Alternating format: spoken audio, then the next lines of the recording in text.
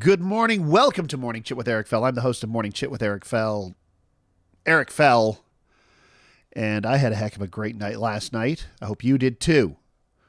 I'm feeling a little worse for wear, yet I did not have a party last night.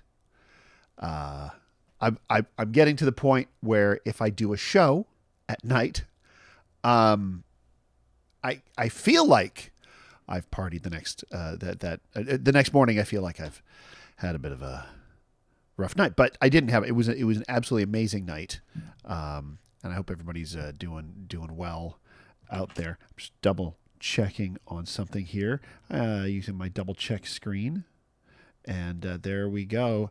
Just Switch Creed, hello. So time. I didn't change the time. The time was changed by what's the best way to put this? Our daylight savings time thing and your daylight savings time thing are different. Like there's like a window of time where we are a different number of hours apart.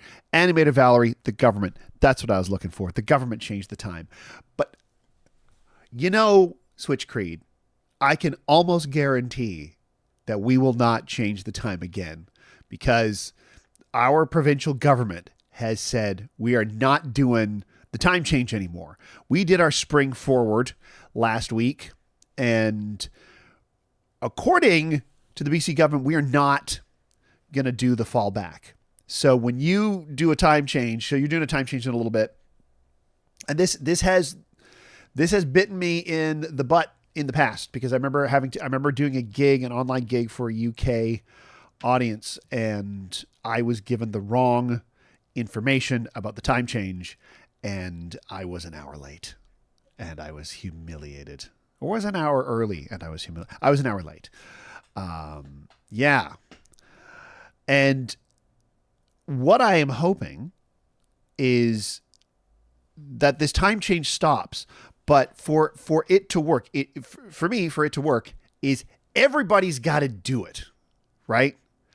Because if some people aren't doing it and some people are doing it, then it's going to get annoying and confusing. So hopefully this will show other places that it can be done, and then we can do it, and then we don't ever need to do the spring forward, fall back. But could they have not done this in November so we could have kept that extra hour? I know that's not how time works. I know. Well, I hope it happens everywhere. Honestly, although it could be one of those things where other people don't quite jump on it, and then some reactionaries in our province use it as an excuse to vote for some folks that might not be the best for the job, but they're the ones who are going to be like, yeah, we're going to get back to fall back. We're going to gain an hour. We're going to literally give you time. I have a feeling that something like that might happen. Many years ago, photo radar brought down a provincial government. So you never know. Oh my goodness. Listen, if they don't do it, we know. Can a plant really identify a murderer? He meant time change. A murder of a time, that they've murdered an hour. Watch, now that I said the M word, now no one's going to find me. Now I'm going to get suspended on YouTube. Oh, goodness me. Excuse me a moment. Yeah, I'm getting old. I'm like, this is what I sound like after a show that ended at 9. No, this is what I sound like after a show that ended at 8:45 p.m. last night. And then I went home and I had a pint and then went to sleep. I don't think it's the pint that did it. I think it was the Katie waking up at 5 and then me not getting back to sleep. But I do have my coffee in a Star Wars mug today. It's a lovely Star Wars mug. It's faded. I got it in like the year 2000. So it's all faded. It's got some nice Ralph McQuarrie art on it. The coffee is good. The coffee's delicious. I'm just going to move my microphone. Here we go. There we go. There. So, yeah. Animator Valerie, you're asking how the show went. Maybe we should just jump right to the show. That's what I'm thinking. But I'm thinking, I'll give you a spoiler alert, Animator Valerie. It was one of the best shows I've ever done. And I don't mean like I was good. I mean like everybody was firing on all cylinders in such a wonderful way. And a bunch of people made it out. When we get into the What's Up Meet, we will be going through it. I want to know how you are. I want to know what's going on with your week. Yeah, that's what I want to know. I want to know how you're doing. Yeah, it's great. Yeah. Oh, Animator Valley. It was such a fun thing. So technically my birthday's the 19th, but what happened was, I don't like birthday parties. Like I throw a party for myself. I'm not going to do that. And then someone in the Discord, I forget who it was, because I'm like, oh, I got a show March 11th. What should I do the show about? And then I forget who it was, and I apologize. Said, wait a minute, that's pretty close to your birthday. And I was like, oh my God, yes. So, hence the funtacular. And Animator Valerie, I think it was you. I think you said something along the lines of like, yeah, I think you got a big day coming up or something like that. And so I feel extra bad that you weren't there because this was your idea. It wasn't that. It was, oh crap, what do I do? Do I do an extra credit? Do I do this? Do I do this? Yeah. So it was your idea. So this is right now, how I'm feeling right now, it's your fault. Thanks. The applause button didn't work. Let's try that again. There we go. It's a little better. Switch create a pipe burst in your upstairs. Oh, a pipe burst upstairs. Oh God. I mean, obviously a burst pipe is terrible wherever it is, but upstairs things got worse. You got a phone call. Oh my goodness. Man, Switch Creed, it sounds like there's some rough stuff going on. My heart goes out to you, and I'm really sorry that you're going through all that. As a person with aging family, let's say, I am currently also, going through some stuff, not unlike what you're talking about there. And so, yeah, my heart goes out to you, and I know exactly how you're feeling. Oh, that sucks. I hope that your mom's being taken care of well at the hospital in Malta. Are you at all? I don't mean to pry, so I won't. But I am fortunate. Like, I live near my folks. I live like a 25-minute drive from my folks. I think I would. Yeah, hopefully everything's okay. So CT scan came up normal, and she was discharged and is now resting at home. Okay, so she's back home. This is good. Okay, excellent. Well, that's a good sign. One time I collapsed for no reason, just no reason. In high school, I just, like, one day in the middle of class, I went down. And I took the desk with me, and everybody thought I was joking. So, oh, Eric. Oh. But apparently, when I passed out, I hit the ground at the desk. The desk went with me. They all thought I was joking. And then for a little while, they thought I wasn't joking. And they were worried. And then they started laughing again. And then it stopped being funny. And then they started laughing again, like this wave. So basically, they were staring at an unconscious child and not understanding if he was kidding or not. So they just stared at me and laughed for quite some time before going, oh no, we should call someone. And turns out nothing Nothing. My body just decided to shut down. So you'll be flying out to Malta soon.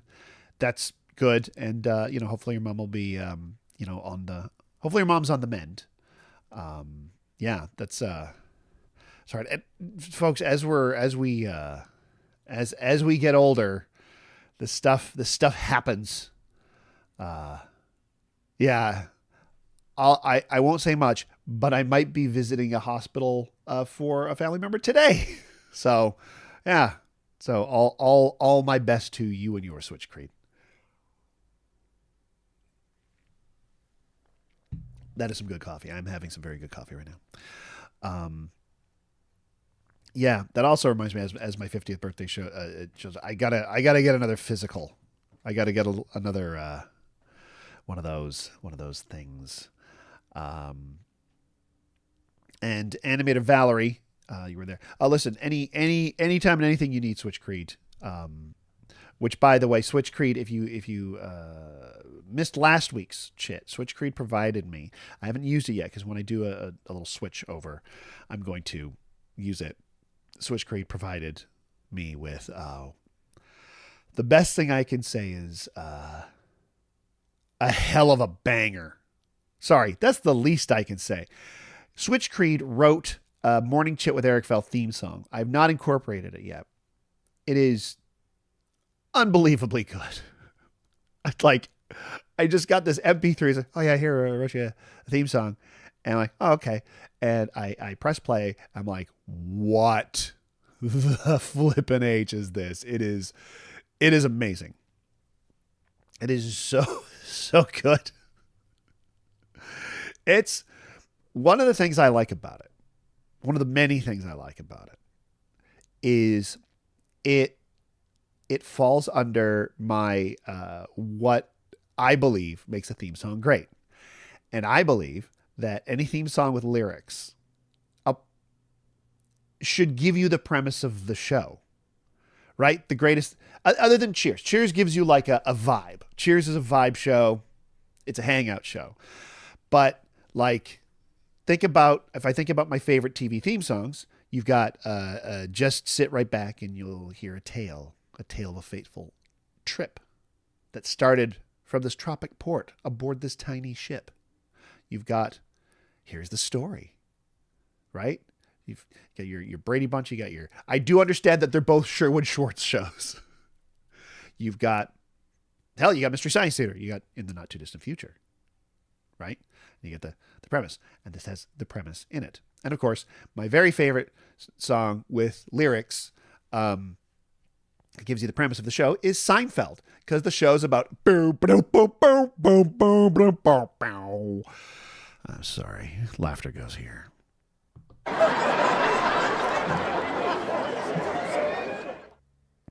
I'm really tired this morning, and I don't know why. I got to sleep at a reasonable hour, and I'm just tired.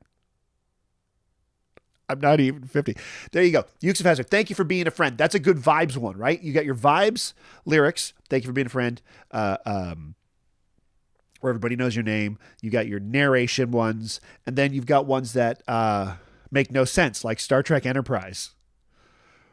What a choice that was. Like, oh, we need a Rod Stewart cover. Right? Was that a Rod Stewart cover?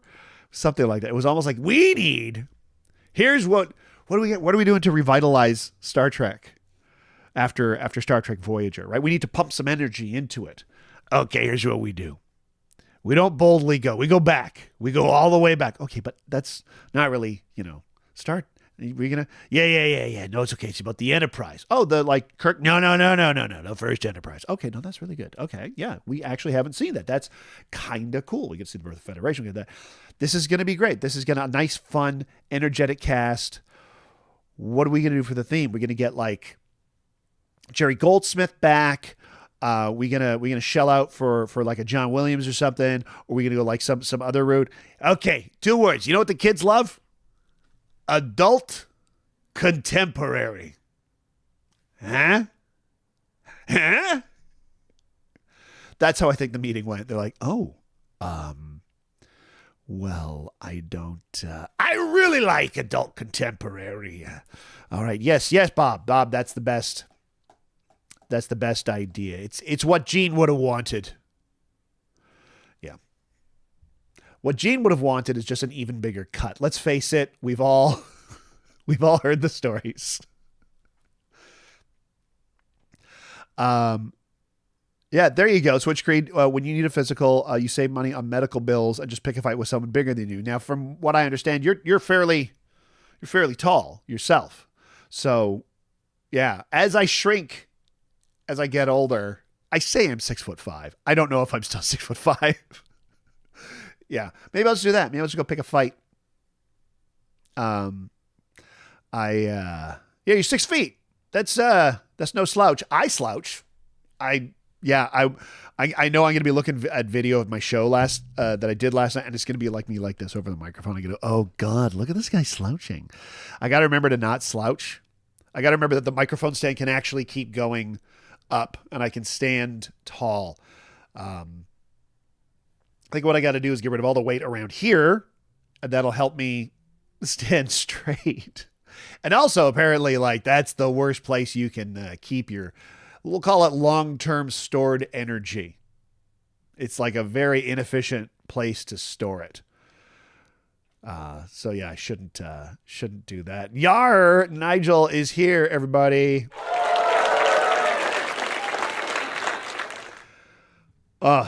Switch Creed, as a bigger person now, I don't know what the culture is like, the pub culture is like in the UK, but I know in Canada, what used to happen to me a lot is people used to pick fights with me. And what would happen is it was just weird. It was totally weird. It would happen so often that there would be someone someone who's shorter than I am, and they'd have had a few and they were feeling, I don't know, angry at the world. I don't know. I've never asked them. And then they would come and they would try to pick a fight with like the biggest person they can find. Now, I'm a big person, but clearly I collapse like, a house of cards, and I bruise like a grape. So I would get fights picked with me all the time, and I avoided fighting. I would be at the point where it's like, oh, here the person comes and they start trying to pick a fight with me. And then I say, listen, let's save us both the energy. Let's pretend you kicked my ass. You can go brag to your friends. How about that? Do you want to just say you kicked my ass? Just go, yeah, there you go. You win the fight. Have a good night. Like it got to the point where like I can see it in the eye of the person when they're coming. I'm like, here we go. Someone's gonna pick a fight with me. Oh, good. It used to happen. Like I don't want to say every time I went out. That would be a gross exaggeration. I would say like when I was like 19, once a month, because I used to go out every weekend with my friends. So yeah, about once every fourth or fifth time. It sucked. It sucked. I hated it.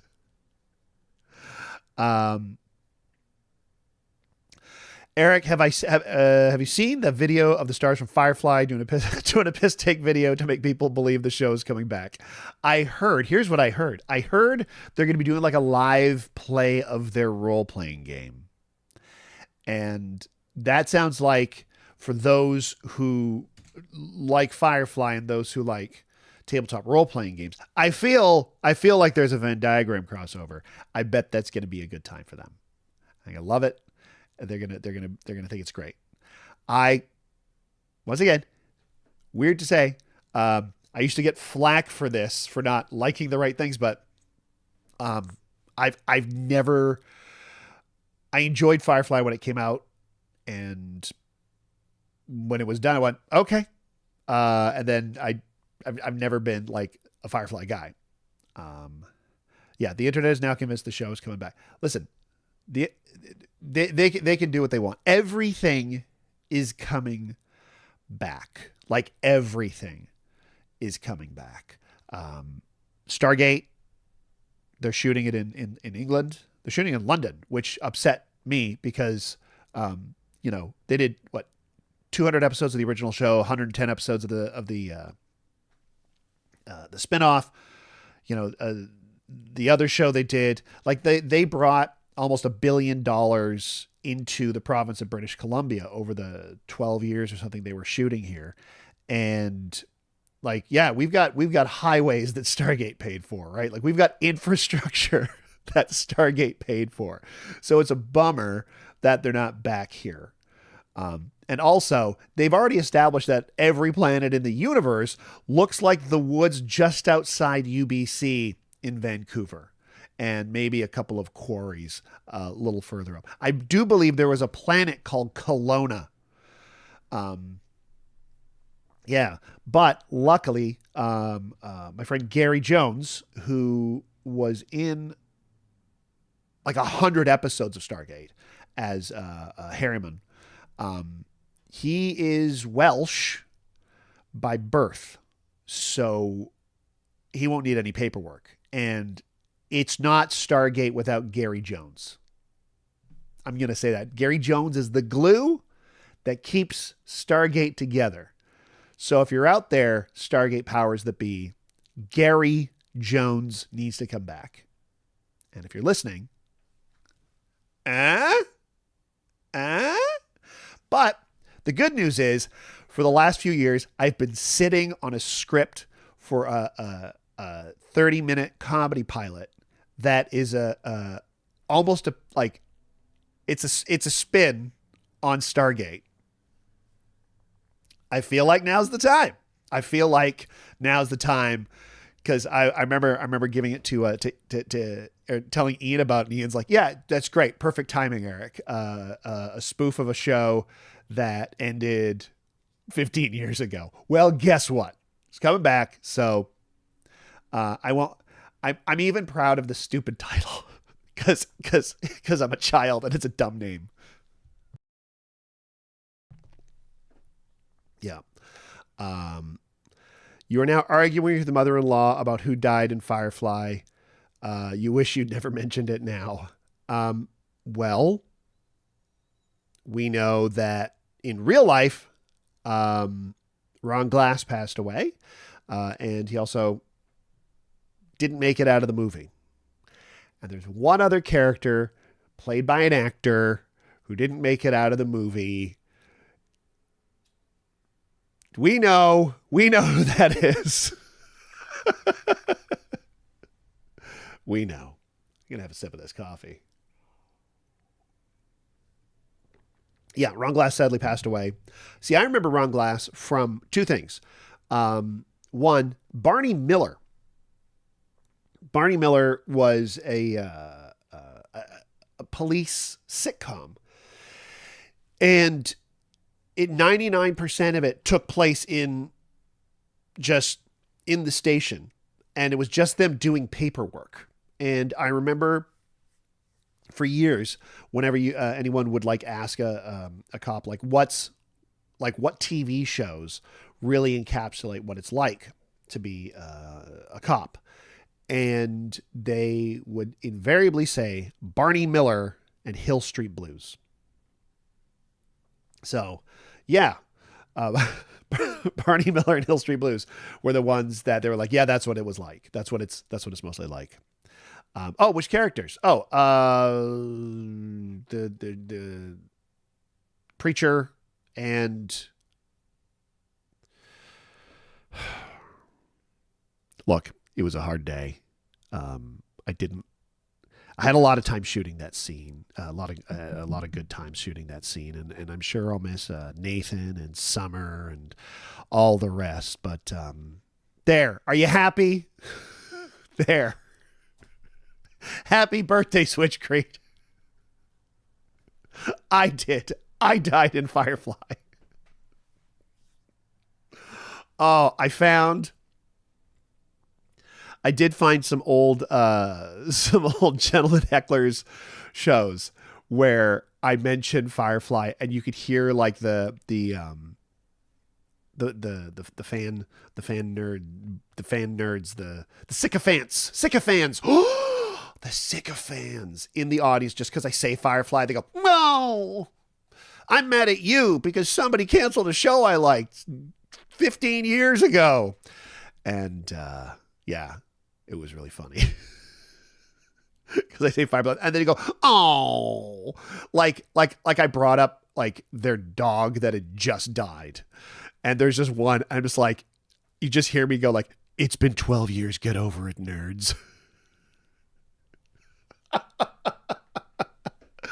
Listen, for those who enjoy that sort of thing, I'm glad that sort of thing is out there for them. And I hope that's how people feel about me, because my likes are very niche, you know.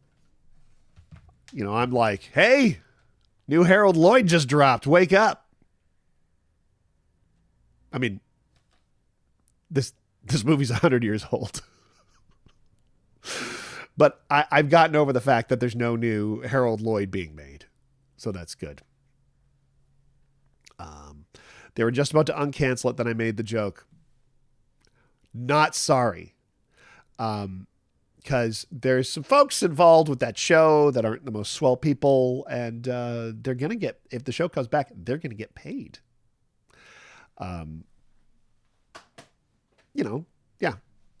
See, some, yeah, dirtbags. I'll say it, dirtbags. Anyway, I'm not here to give my opinions on Joss Whedon. That's not what this stream is about. It's not. No, it's not what the stream is about. Everybody, set your dialogue to quippy. Okay, I'm done. What I'm going to do now is I'm going to say, what is up me? Oh, there we go. I got us out of there. I got us out of there before I went too far. Okay. All right. Folks, I had a great week. I had a tough week. I had a week where a lot of stuff was done, so not a lot of photographs were taken. But I had a show, and animator Valerie had the idea that it should probably be related to my birthday somehow, because I turned 50 on the 19th. Look, it's not doxing me if the information is already on the Internet Movie Database. Oh my gosh, Switch Creed is now saying that there's a What's Up Me. Oh, goodness me. There's a What's Up Me jingle. Honestly, you've done so much, and I cannot. That is it. Oh my goodness. Yeah. But I had this show, and it was called Funtacular 50, a birthday comedy show. Ian and I produced it because we booked rooms at Little Mountain Gallery, the theaters there, and always have a good time at Little Mountain Gallery. I cannot stress enough what a positive experience working with Little Mountain Gallery has been. There have been nights where people just haven't shown up to some of our shows. I know Chuckles LeClune has gone to, from the Discord, has gone to someone who says, oh, there's 3 people here tonight. Oh, okay. And I've talked to the head. They're like, oh, no, that happens. I'm like, what? Like, yeah, that just happens some nights. We've got folks like Graham Clark, world-class comedian. Everybody in Vancouver comedy scene knows Graham Clark, loves Graham Clark. He is like the guy. He is, if you had to pick one, see, you can't pick one. Like he's like the top, he's the top tier, right? It's like him, Katie Anna Humphreys, Jane Stanton, Ivan Decker, Oladada, like just the top.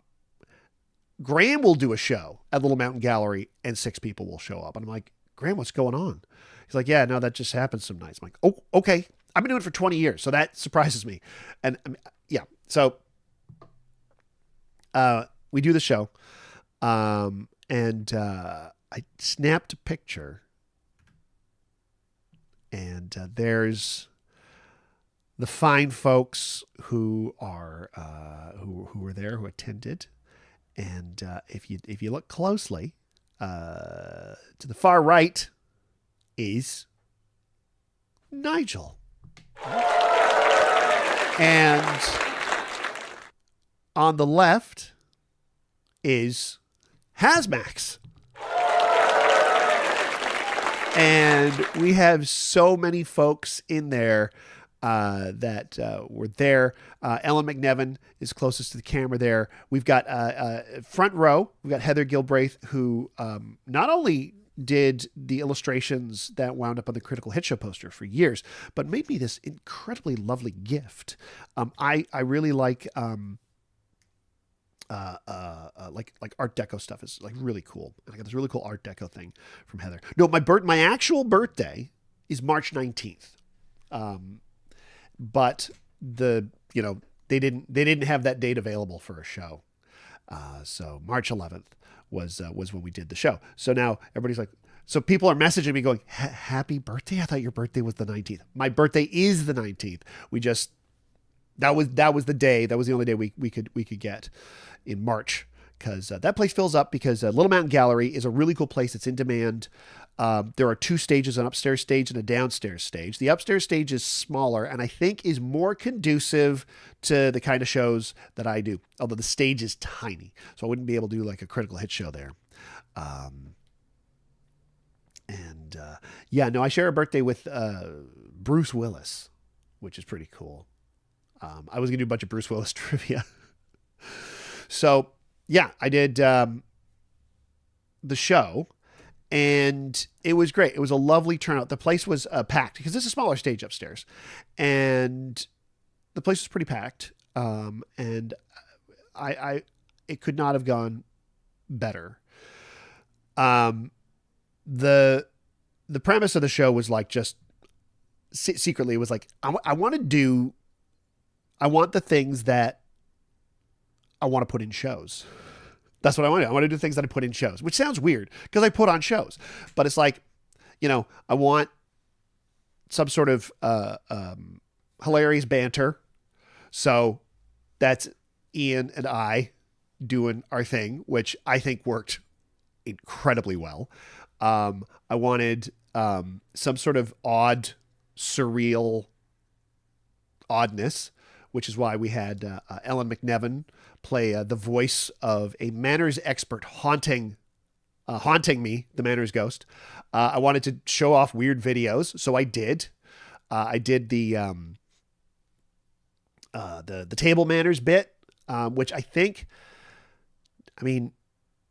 might be able to keep doing, but I may have to retire. It's one of my favorite bits I've ever done, and I really love it. And so I did like one that I've done before. So I've been able to refine it and perfect it. Well, refine it. And I did a bunch of trivia because I love doing the trivia. I had Ian do some stand up because I love sitting off to the side and laughing at things. But folks, if you weren't there, remember I said there'd be some surprises. Well, don't tell anybody this, but there may have been some sort of movie riffing thing involving me and Sean Stewart. And I got to tell you, it has been so long since we've done that together. I could barely contain my excitement. I've been looking forward to this since I went, hey, Sean, do you want to do the thing? So we did that. We may or may not have.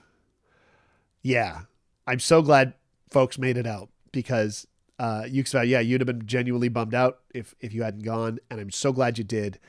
And I think that it worked. That's what I think. I think that what we did worked well.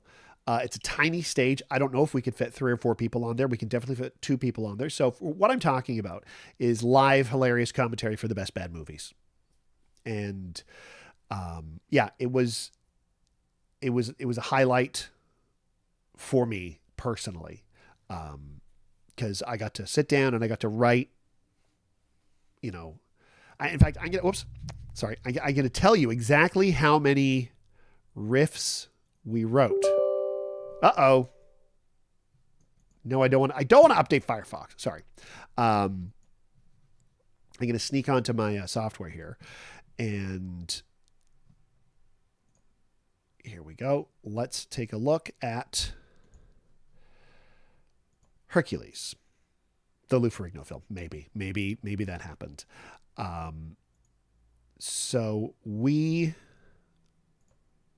wrote, between the two of us, 265 riffs, like individually, and then edited it down to 193. So we wound up with 95 or so each. And I'm just going to see. Yeah, like we wound up with like 95, 96 each. I think, we each, one 96 and 197. One of us did 96, one of us did 97. So that's what it worked out to. So that was a lot of fun. I could not have been happier with how it turned out. So hopefully this means we can figure something out at Little Mountain Gallery for fans of riffing. And Deucenage, thank you. I like I said, it couldn't have gone better. It was the way we did the editing. So normally back in the day, when it was the original three gentlemen hecklers, when it was me and Patrick and Sean, what we would do is we would write everything individually on like our own whatever Word file, Google Doc, whatever, and then we would go in the hour before the show. We would sit down in the basement of the Rio Theater, and we would go through the jokes, and suddenly, I've got one. And we wouldn't even like say what they are, because we didn't have time. But like very frequently, I got one here, and we would just sort of read them out without the movie playing. And then, there's a conflict here. Which one's better? And then like we all decide. Luckily there was three of us, so if there was a disagreement, there would be a vote. And so we would do that. I went, okay. I mean, I'd wish things were different. And then when Sean left and we moved over to the browser-based collaborative software, and then other performers would come in, like Gina or Casey or Harris. Basically what would happen is we'd all write our stuff individually, but we could see it. Then when everybody was done, and very frequently that was 6 p.m. the day of a show, I would then go through every single joke. I would export the whatever 300 jokes each that we wrote to an Excel file, and I would go through each and every single joke and pick and choose myself, which is why I'm just like, no, I'm head writer. if I have to do that extra 4 hours of work, because it was an extra 4 hours of work. Was it 4 hours of work? Yes, because what would happen is sometimes things would be left to the last second. So at 4 p.m., I would start work on editing the first half of the script. And that would go from 4 to 6. And then at 6, I would download the second half of the script, and I would do that. And then it would be 8 o'clock, and I'd get in the car, and I'd go to the Rio for 8:30, and then give everybody their scripts. And then the show ahead of us would invariably go over, so we wouldn't get a sound check. So then we would do this show that we would not have a sound check. And remember, they have to mix people and microphones, movies and microphones, right? So there's no sound check and no time for a rehearsal. And we would just do it cold. And that's exhausting. But the way that was not ideal. But the way that Sean and I did it this time was, yeah. Oh, Deucenage, you got caught up in it and let it a little wee just as a lonely piece of pottery flew through space before catching yourself. Yeah, yeah, absolutely. But the way Sean and I did it this time was we wrote our stuff individually, and then we met up for to go through it together on Saturday afternoon. And by, in a couple hours, we were done. And granted, we were doing a 22-minute section and it took us a couple hours. Having said that, we did do it at a brewery. Maybe that's why it took a little long. And we were catching up and stuff like that, hanging out. But that process was great because we were just like, all right, well, I got this here. Well, I got this here. I got this here. I got this here. Oh, wait, we got something at the same time. What's the dumbest one? What's the one that cracks us up the most? Done. That's the one that goes in. And neither of us were married to any jokes. There was like no ego or anything involved. And then we were done. We were done at Saturday evening. So I could sit on the script and I could rehearse it at home. And once it was all done, I'm like, Katie, have a seat at the TV. Katie sits at the TV. I sit at the table and I just said, I'm going to try it out. I tried it out. And I'm like, done.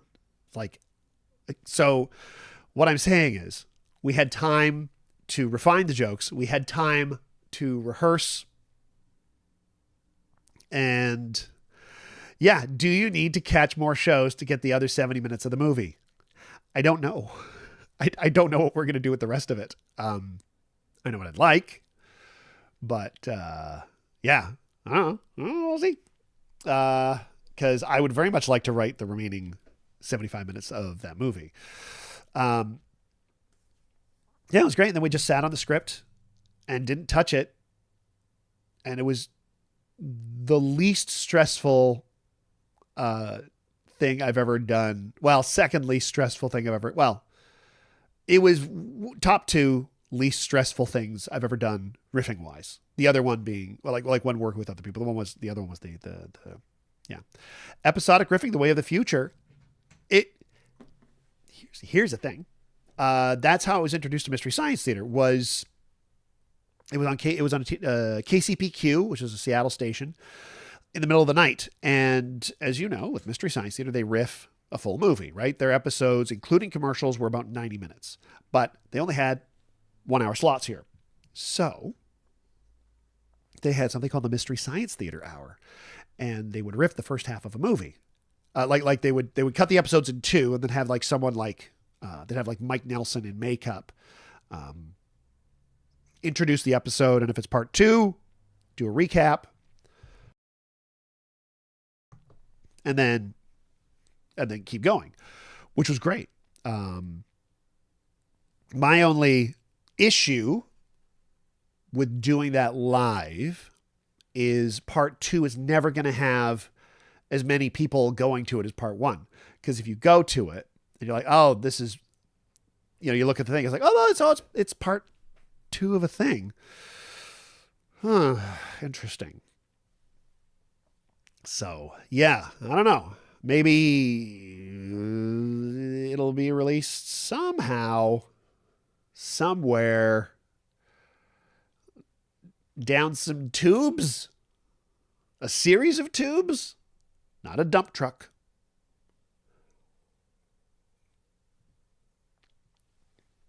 So, yeah. I am stuffed up this morning. That's another thing, too. It's allergy season. The blossoms were out. What was also nice was, just briefly chatting with folks and catching up with them after the show. I would have liked to have caught up further and longer, but the area downstairs was just really, really packed with people coming out of and going to another show. And I was just plumb tired. And then some folks, they gave me like lovely cards and gifts and stuff, and it was wonderful. And as I mentioned, Heather Gilbraith gave me this amazing piece. It's just Katie and I could not stop staring at it when we got home. Like I'm just looking over it right now. It's really nice. I gotta grab it, and it is it is gorgeous. Like look at the detail on that. Look at the work on that. That is honest to goodness. It is thank you, Heather. Yeah, I really like it. I'm gonna put it down right over there. It's really gorgeous. I really liked it, and I also got a lovely knit hat from Vicky's mom, and some fun candy. I like that. Someone just was like, have some candy. I'm like, yeah, and I got something else. I got something from Pia Guerra, who's married to Ian, and she's super rad, and has been a good friend of mine for years and years and years. And I gotta show you this because I was neither expecting nor prepared for this. She handed me this thing. She goes, open it. I'm like, we should probably go. No. You're gonna want to open it now. You're gonna want to open it right now. Okay. I don't know if you can see this, but Pia, drew me, did a picture of me, hand, all by hand. And it is, I'm sorry, I'm still just staring at it. I'm absolutely, stunned at it. Like, obviously I'm not stunned in terms of surprise at Pia's talent. We all know Pia Guerra is, unbelievably good. Like we all know that. She was a finalist for the Pulitzer Prize. Is it Pulitzer or Pulitzer? It's like Puma. I don't know. But yeah, she was like a Pulitzer Prize finalist. She won Eisner Awards, like all sorts of rad stuff. But I am getting a frame for this like today. I'm going to find a nice frame and we're going to put it up because, wow. It's, yeah, it's amazing. Yeah. So you explained, you're saying indie NFL. I'm getting very strong, indie vibes, which I'm not complaining about, but, I'm going to show you something. There was, see if I can find a picture. I think it was 93. I'm just going to check the year. March 13th, 1993. So around this time in 1993, I don't know if you remember the TV show, The Young Indiana Jones Chronicles. Some people loved it. Some people didn't. And that's all cool. But the original shows would open with like this super, super, super old, like 99-year-old Indiana Jones. He's got an eye patch and he's super old. And he would bookend these episodes of adventures of him when he was like a teenager.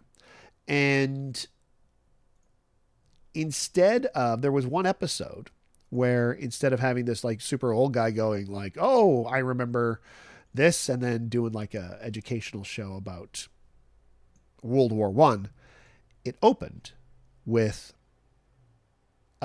Harrison Ford, like I guess he would have been 50. Oh, okay, he would have been 50. Would have been 50 years old. 50-year-old Harrison Ford as Indiana Jones, and there's a truck chase, and then him and his friend, they wind up in a cabin, and they find this old saxophone there, and he tells a story about his adventures as a teenager during the Jazz Age. And so I'm kind of getting like this version of Indiana. I'm getting kind of this vibe, this Indiana Jones here. The the strange little moment where Harrison Ford played Indiana Jones on TV for 10 minutes, which I remember basically doing backflips over the couch for. But yeah, Young Indiana Jones, I thought it had some really neat stuff in it. I remember when it came out on VHS, I bought them all on VHS for like no money. And I wonder if I can find the picture. I had like one of those slider drawers of VHS tapes just full of each one, because the episodes were released on individual VHSs. This would be 2 episodes per. I don't think I'm going to find it here. But yeah, there were I had a lot of Young Indiana Jones VHSs. Oh, actually, you know what? You know what I found? Here we go. I'm going to show this picture. It's a very, very old picture. Download this. It's the new folder. So sorry, I remember. I guess I moved them to like the one of those spinning racks. Remember the VHS spin racks. So here we go. See if I can resize this properly. There we go. So as you can see, I had so many Young Indiana Jones VHSs.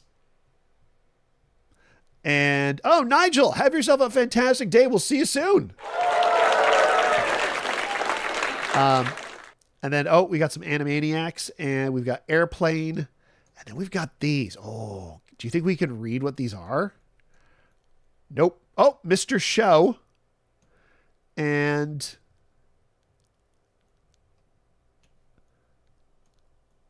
I can't. Batman the Animated Series. So there we go. So I had taped some Batman the Animated Series and some Mr. Show. Because it was the 90s. Yeah. Yeah, so that was pretty cool. That was like that is like an amazing gift. Yeah, we're gonna put it up because we got Heather's amazing piece on display now. I've got it over here at the table, and it's gonna find its home on a shelf. Because yeah, we were just really like it. It's neat. And then of course, yeah. So Pia's drawing. Why don't we maybe put it up over here, over this shelf here? We might put it up over there. That space is currently reserved for a signed picture. So it's a picture of a cat, and the cat is made up of different odd names for cats that were thought up by Bob Mortimer, and it's signed by Bob Mortimer. So we got a cool signed Bob Mortimer thing, but I think we may want to move that someplace else and put Old Man Eric up there. Because that's what it says. By the way, it says "Happy Birthday, Old Man Eric," because that was the there was a special coupon code that I put in as a joke. Going, hey, you get a discount if you put Old Man Eric in. There you go, Switch Green. You had all the seasons of Star Trek with 3 episodes on each video, and it took up a wall. Yeah, there were VHS releases of individual episodes in North America. And I can't imagine having 79 VHSs of the same show and where that could possibly go in anyone's home. But maybe they were just sort of like sent out to a video rental places. Because I remember renting some original episodes of Star Trek, and I'm pretty sure there was like 1 episode per tape. And let me look here. Star Trek VHS. And they had, yes, I found what they looked like. And so there were, I'm trying to find the ones. I found the ones with 2, but I swear there were ones with just 1. I'm going to steal it. Where am I stealing the image from? Let's see. Star Trek episodes. VHS. There we go.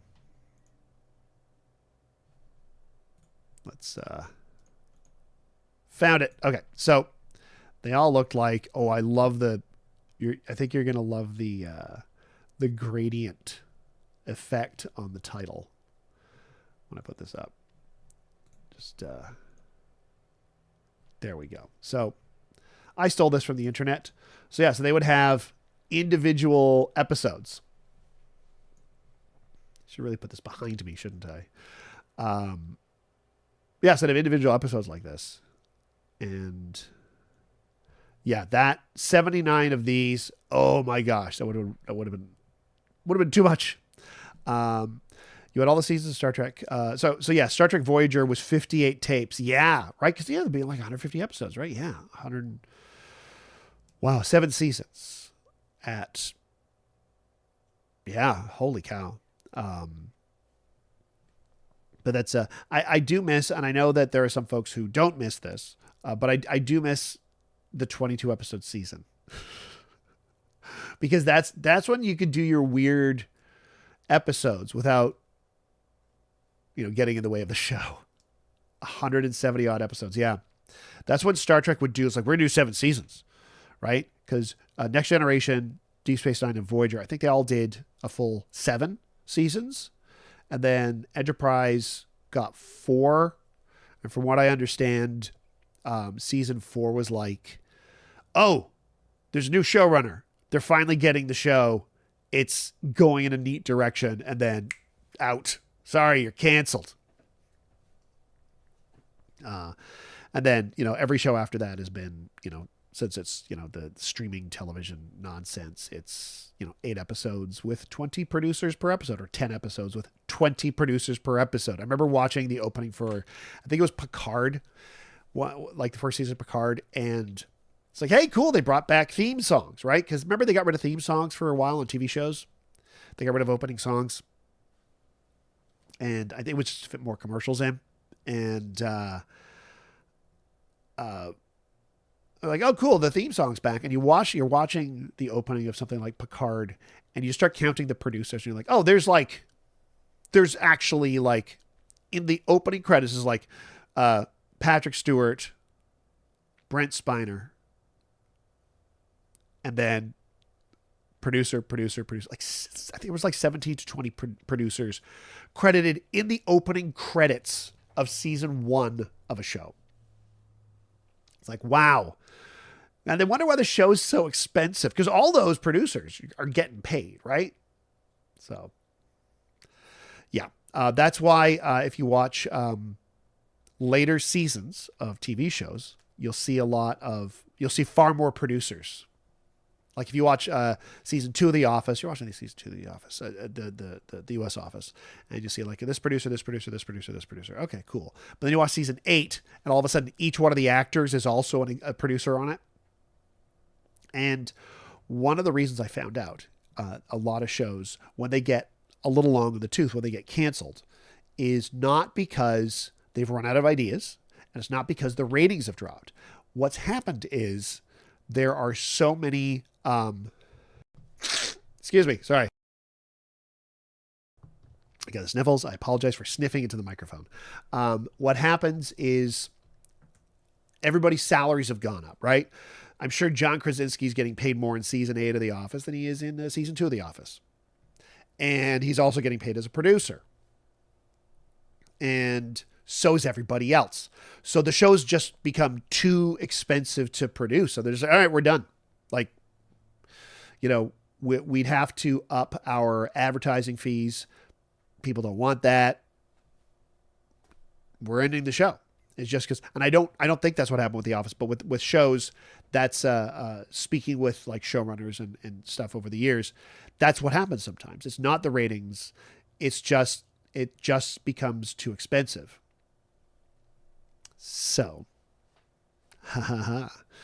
there are ways that they've gotten around that to, and I'm not going to mince any words, to screw people over.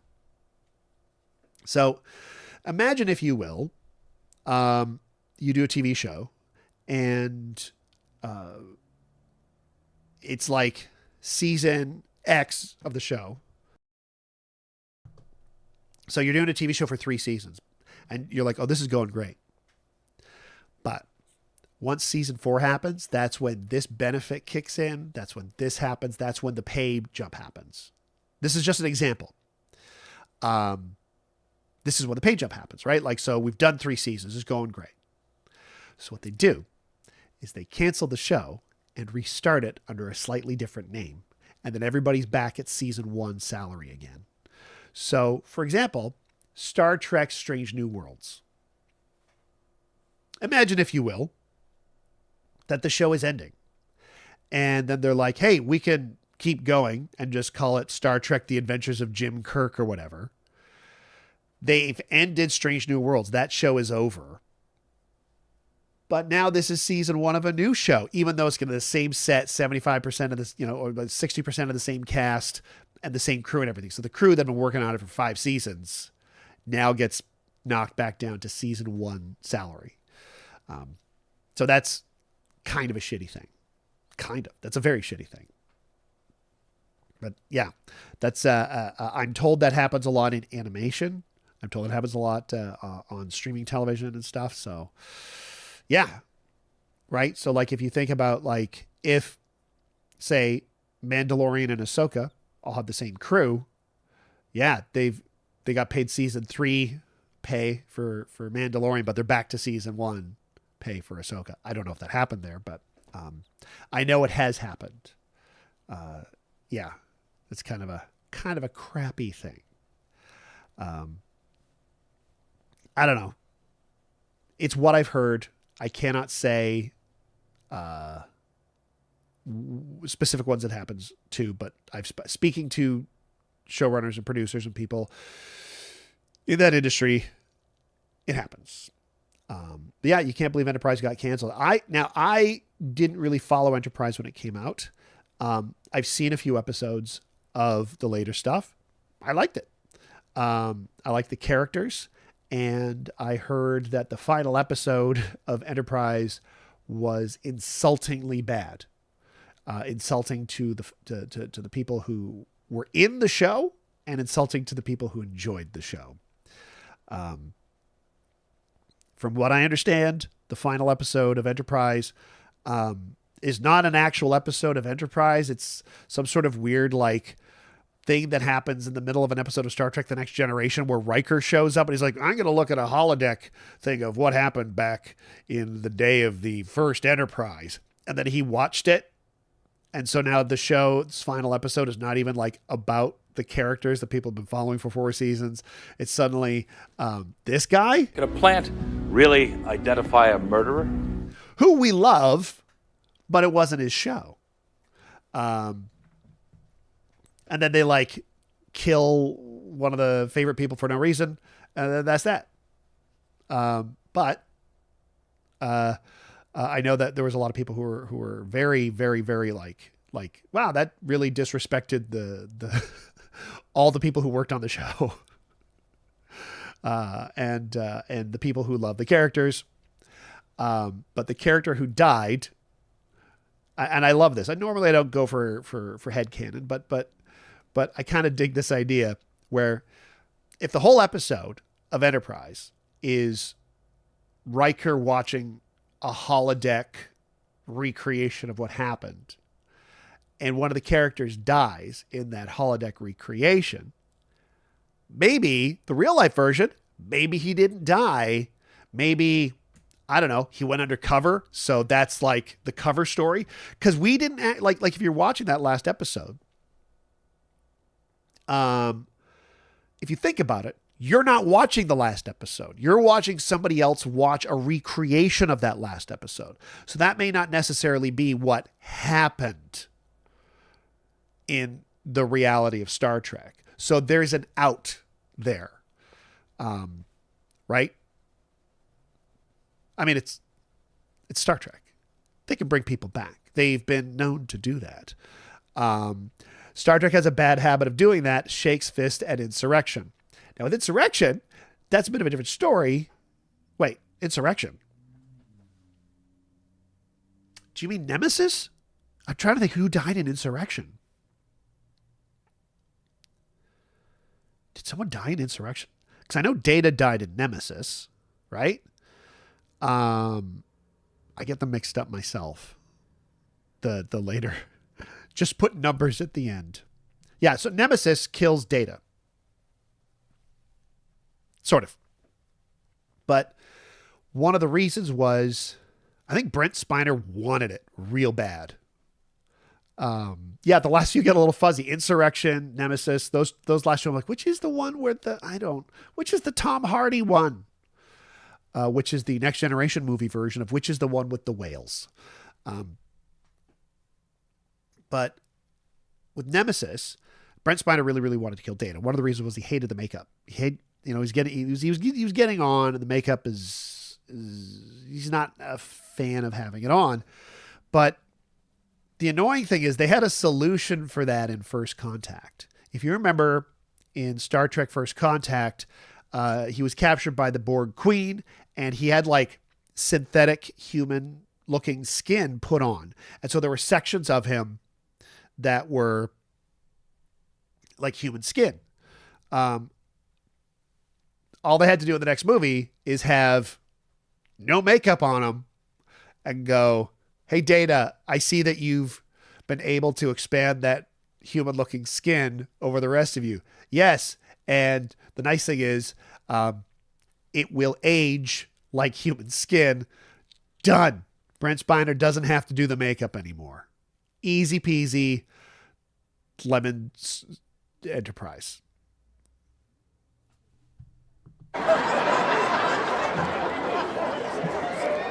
But that's just armchair bull crap, right? I'm sure they thought of that. That's the thing. When you watch folks complain about movies like, well, why didn't they just do this in the movie? Well, maybe they thought of that and decided not to. Because if I thought of that,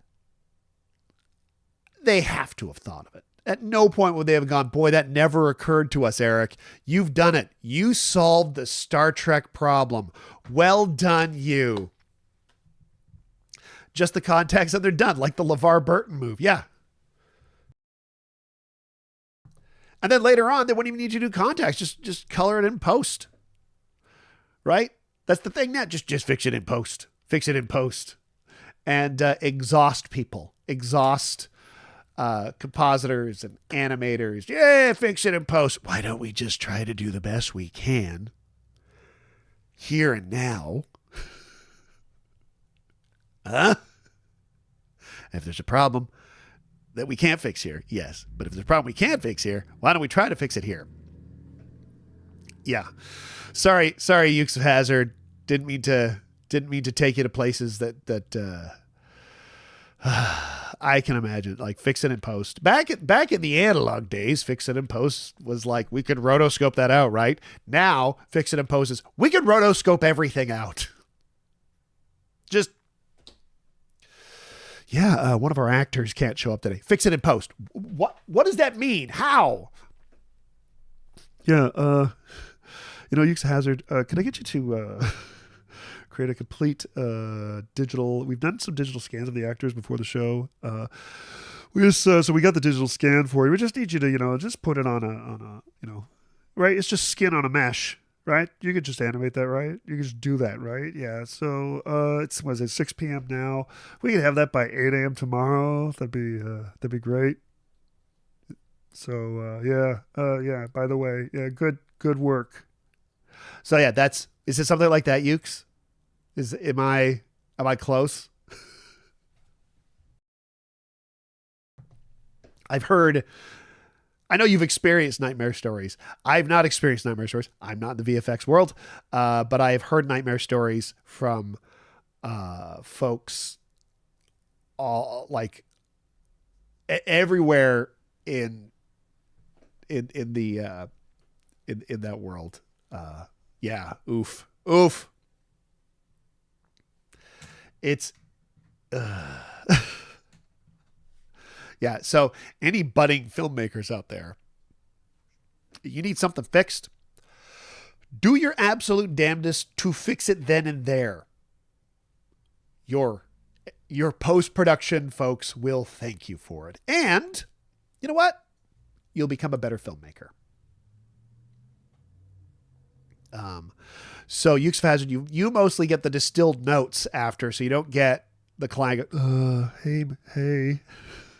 So you just get like, oh, got a message. What is this?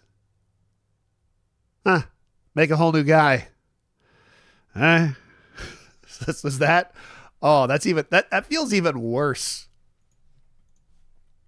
Like, yeah. So you guys, luckily you got out of that branch. Not so much a move in animated movies. It's all post. Yeah, you fix it now because you're doing everything. Yeah. Deucin is just saying Project Hail Mary did it both ways. They're boasting about no green screens to catch it all on camera, but then turn the color keying that VFX usually does into full-on rotoscoping. Yeah, because I heard those. Oh, we're not doing any green screen shots. Like, yeah, but there's over there's going to be like 1,800 minimum shots, right? Oh, by the way, don't tell me anything about Project Hail Mary. Here's the thing with Project Hail Mary.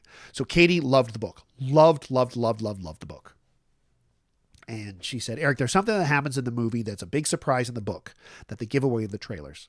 I want you to avoid everything. So I've avoided everything because I'm seeing a screening of it, a 70 millimeter screening on Friday down at International Cinemas, which I'm excited about because it's a movie I know nothing about except that it's adapted from the author of the book, The Martian writer wrote it. And there are almost 2,300 visual effects shots. That is, wow. So I know nothing about it. So I'm going in so cold on this. And I'm really excited about going into a movie cold and not knowing anything. Although the last movie that I went into totally cold like that was one battle after another. I didn't know anything about it. Nothing about it. Loved it. Yeah, Top Gun 2, it's all practical. Meanwhile, the final scene is between a plane that's not legal to fly and one that doesn't exist. Yeah, I love that. There's like, oh yeah, no. Yes, they really did fly the planes. And then didn't they animate over the other planes over the planes? Like that, yes, you really flew the planes. And I love that.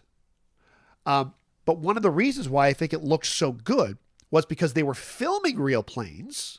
So the camera was limited to how you can film real planes. And then, right, as far as I understand it, I'm probably wrong, and I'm oversimplifying it, then they just CG'd over it.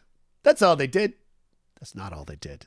They changed the landscape, they changed the sky, they changed all that stuff. But what stayed was the limited camera movements. And as far as I know, there's a great video out there that I haven't watched all about that. I have watched it, but it was so long ago I forget. But one of the reasons why I think Maverick looked so good was the fact that they were using, this is going to sound weird, but like, we know what planes are, right?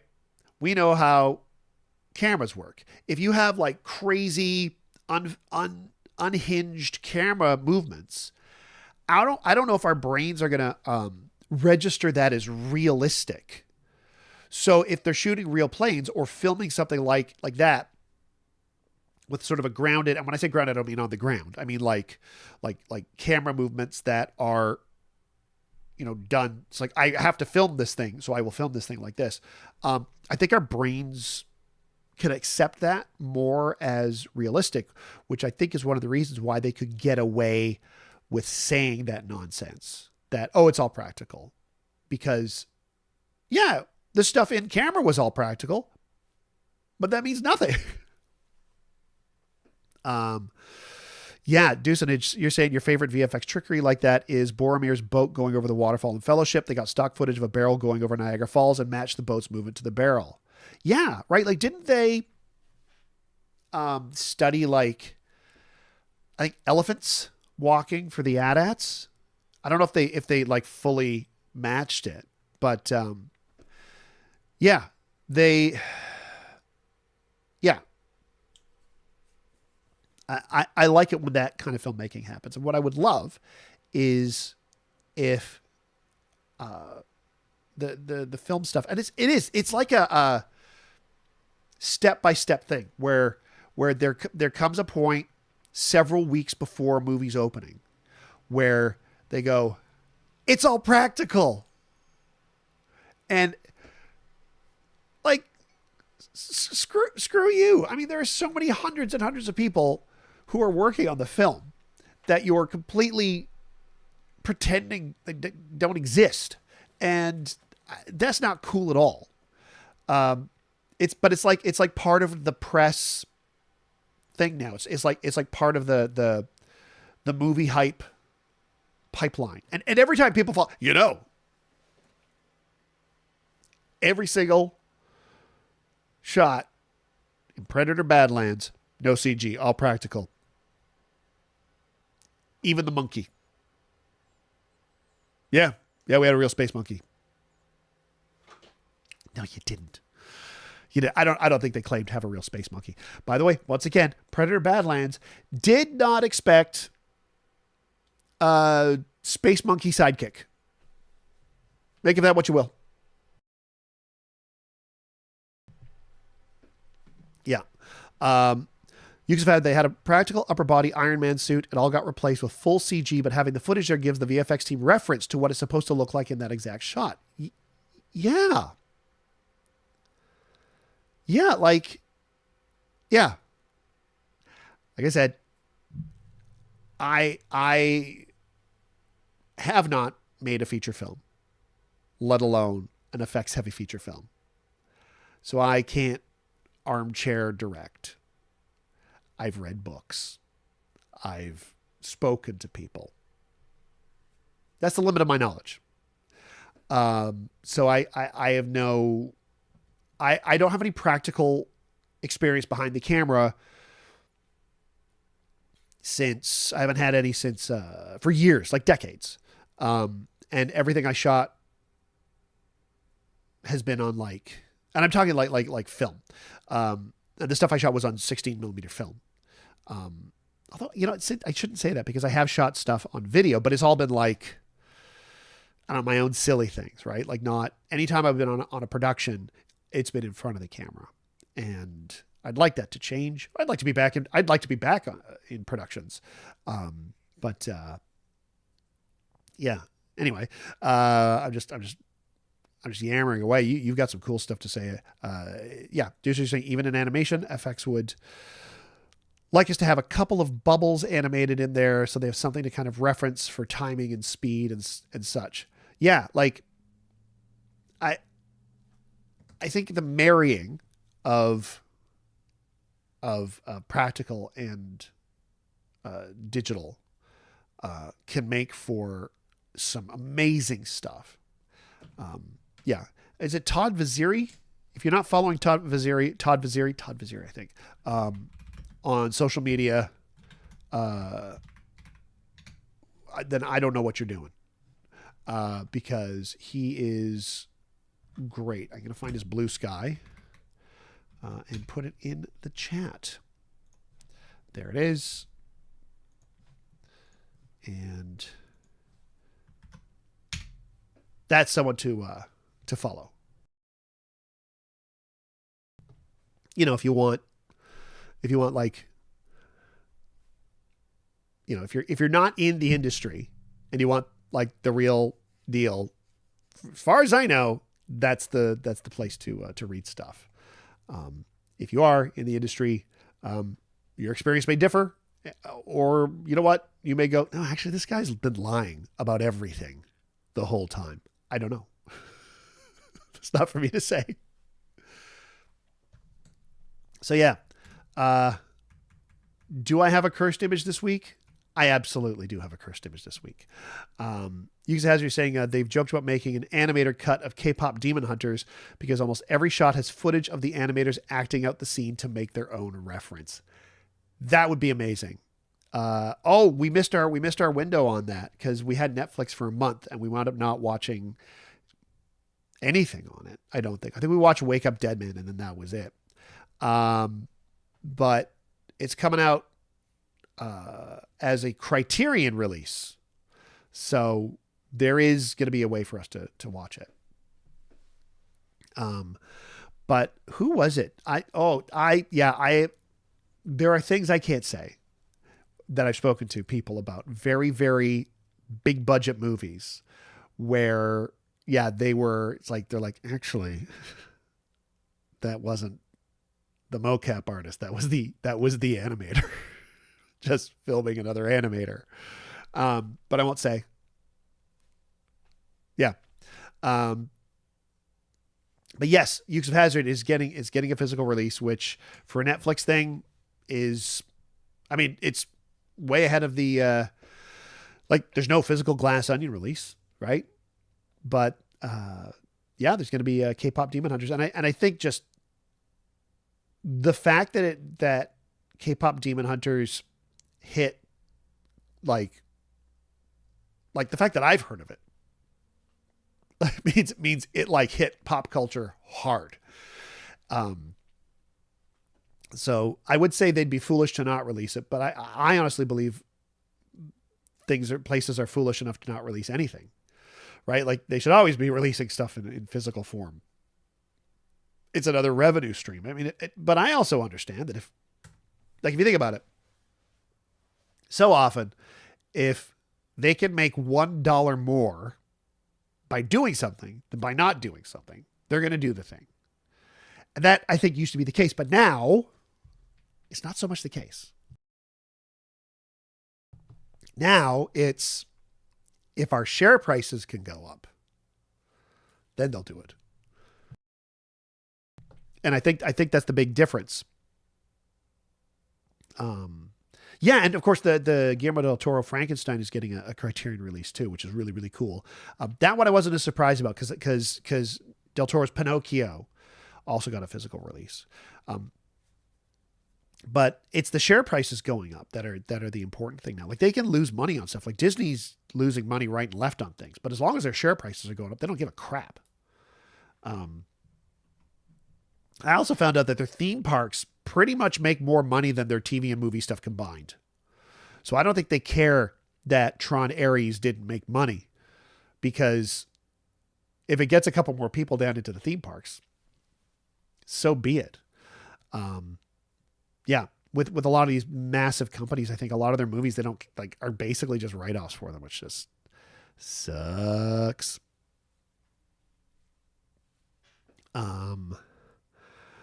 Ukes of Hazard, I see what you said there. And that is some good knowledge. And I'm not saying it out loud.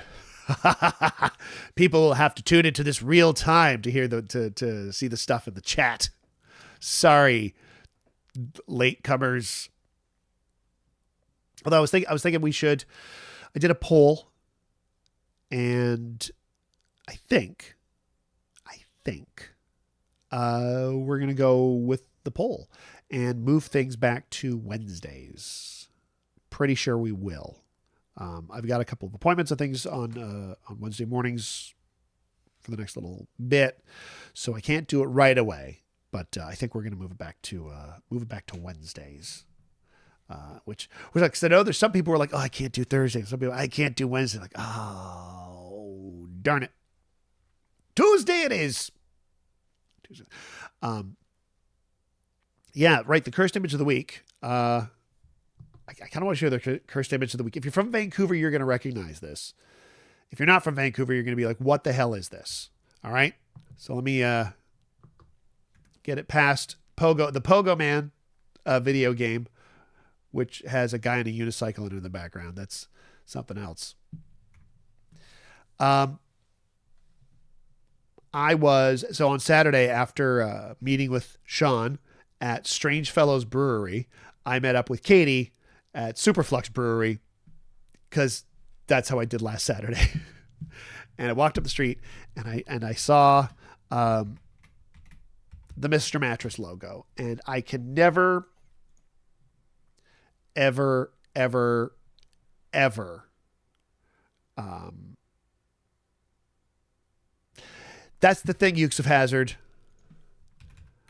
That was my first guess too. Was like, is that Richard Simmons on a unicycle in the middle of this Pogo Man for Atari 400 and 800 game?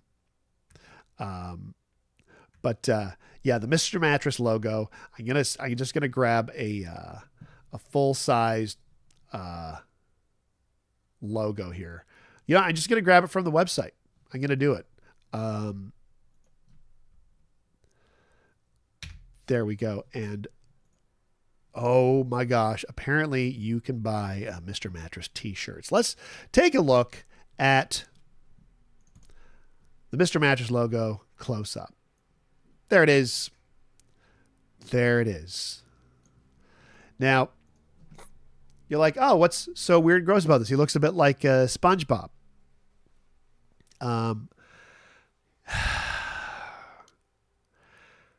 Just, he has a nose and a mouth, and he wants you to lie on his face.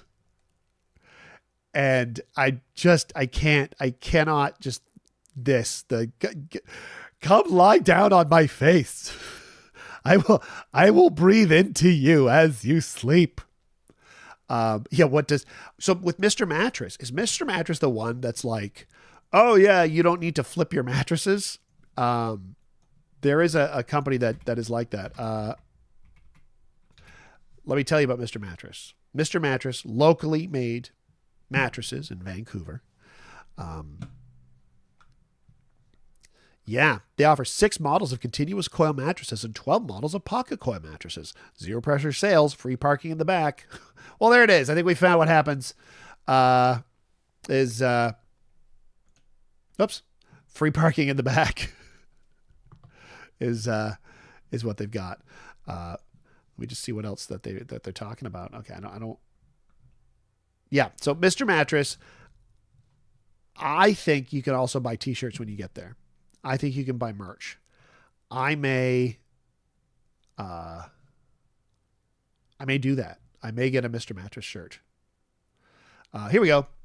Yes, they are 2-sided mattresses. We choose Restwell Sleep Products to manufacture our 2-sided mattresses because they are local, honest, moral, and sincere. They produce quality products of talented, forward-thinking leadership, are ethical, family-owned and operated, just like us.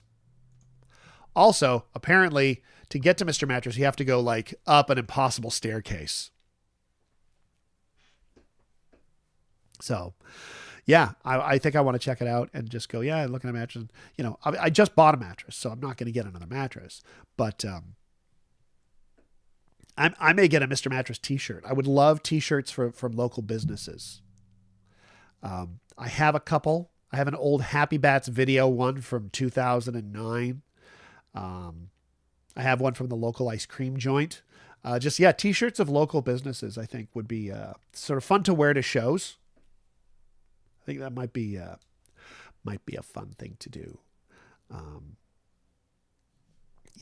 So Mr. Mattress, cursed image of the week. And yeah, let's move on to other things of the week. With more Mr. Mattress. With what did I put in my eyes this week? There were we saw a few movies. Didn't see a ton because I was working on stuff. There you go, Deucenage. You have an A&B Sound one that really tickled the server at the keg one evening. My goodness, I have an A&B Sound shirt too. Unfortunately, I bought it in a size that I am no longer. So it's really, really tight on me. It's a large. I am very much an extra large right now.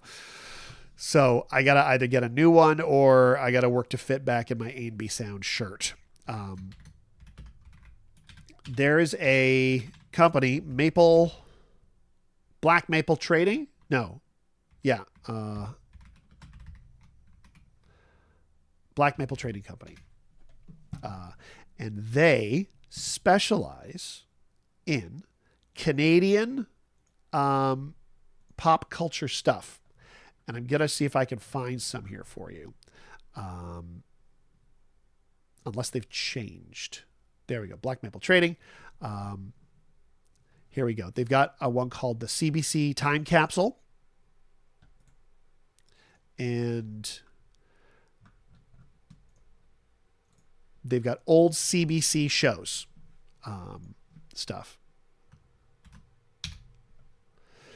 Yeah, you know, you're right, Deucenage. A and B sound should be in lowercase letters. So Black Maple Trading has some cool old CBC style stuff, but they also have, I got a Max shirt and I got a Stardust shirt. Now, Stardust was a local roller rink. And I'm so happy that I have this shirt because I used to go there for birthday parties. It was like a mainstay of little kid birthday parties, and they wound up having it. I'm going to see if I can find any other cool stuff on there. I wonder if they have new, because they actually like officially licensed this stuff. This isn't like, oh, I've just laser copy. I just, took a picture of a logo and remade it in Photoshop or whatever. These are like straight up licensed collections. Like they licensed it from whoever owns Sam the Record Man, which I think will be my next.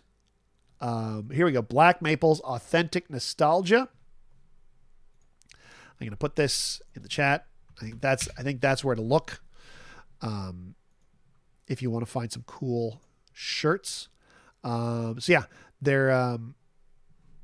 are historical images of businesses that are now public domain or have trademarks that have long expired. Okay, so this is their licensed stuff, but then there's also the stuff that is considered public domain now. We got Sam the Record Man, a lot of Ontario stuff that I don't know. They got some Expo 86 stuff. I think that might still be trademarked, but I don't know. I see they have a Consumers Distributing shirt, OPG cards, Beaver Lumber. The Beaver Lumber shirt is pretty nice. Yeah, they've got some really fun stuff in here. Yeah, so I may buy another T-shirt or two for the summer.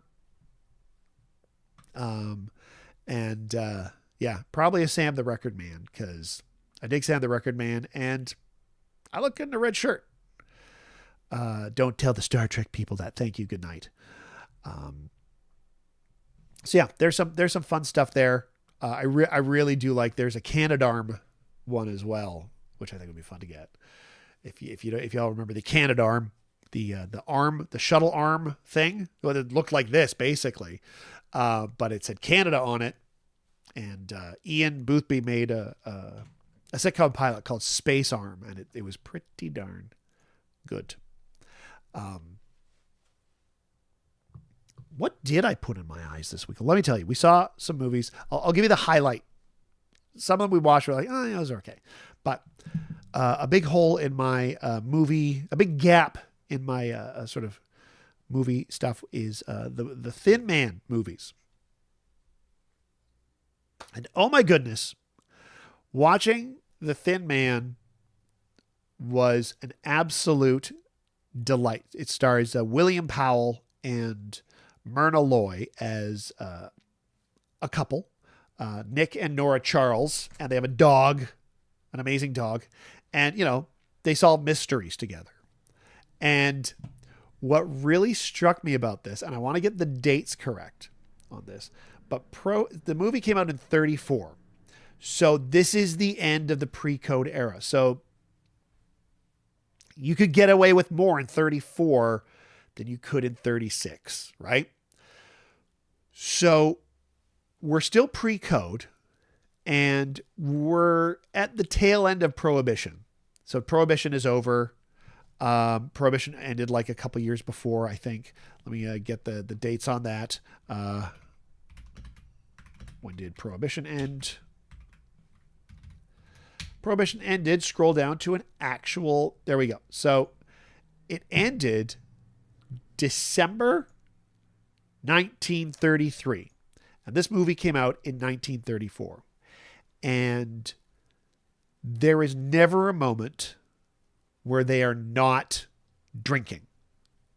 The entire movie, they're at parties, they're at events, and the whole movie, you got this murder mystery thing happening, but everybody is drinking.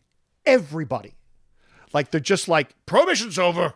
Let's all party and drink. Like, this could have been sponsored by, a gin company. My goodness. Yes, The Thin Man is the prequel to Jake and the Fat Man. Absolutely squibbles this. But yeah, it's ridiculous. It's silly, but I loved it. I absolutely loved this movie. I loved the chemistry between William Powell and Myrna Loy.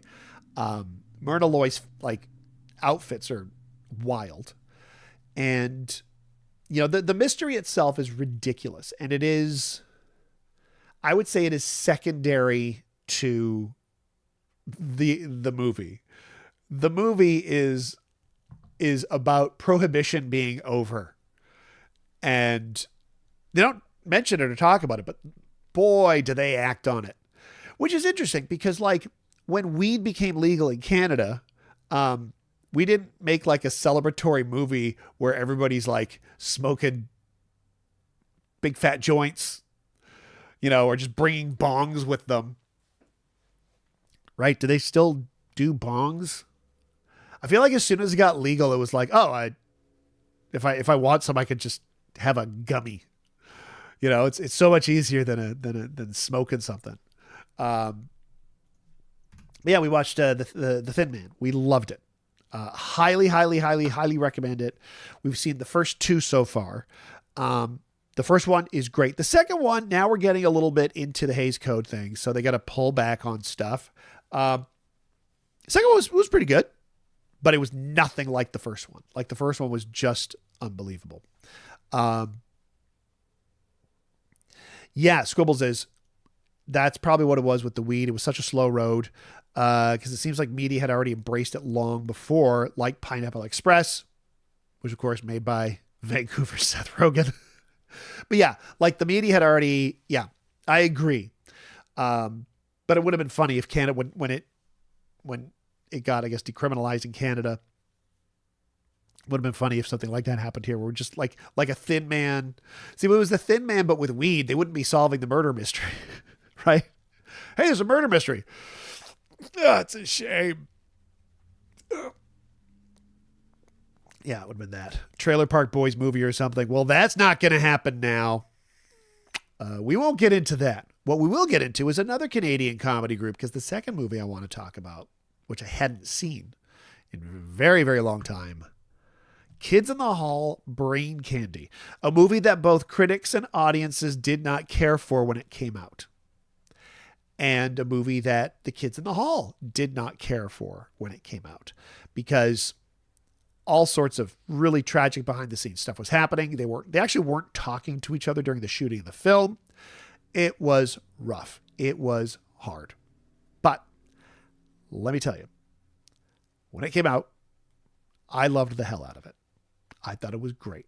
I quote it to this day. This is the real party, Chris. It also is one of two movies that features Lorne Michaels as a villain that came out within about a year or so of each other. Because Mark McKinney's character, Don Rorador, I'm going to say this again. I'm a little stuffed up. It's hard to say Mark McKinney. Mark McKinney's character, Don Rorador, was based on Lorne Michaels. Dr. Evil was based on Lorne Michaels, like the voice, I mean. So when you've got Don Rorador talking like this is the real party, Chris. That's Lorne Michaels' voice. And if you listen to that, you're like, oh, wait a minute. Yeah. Like Mr. Powers, it's so good of you to join me. And, yes, stummies. I highly recommend giving the movie a watch, understanding that it is 1996 when it came out. It's not the strongest thing the Kids in the Hall have ever done. That, absolutely. The strongest thing they ever did was their show. But it is a wonderful 1996 time capsule. It has an amazing, amazing soundtrack of just really, really eclectic indie stuff and a tragically hip song. And it's a shame it didn't turn out more how they wanted it. But I also think that it really halted their career. Like they were like on their way because you go, oh, we did the show. The show is great. Now we jump to movies, right? They were going to go the Python route.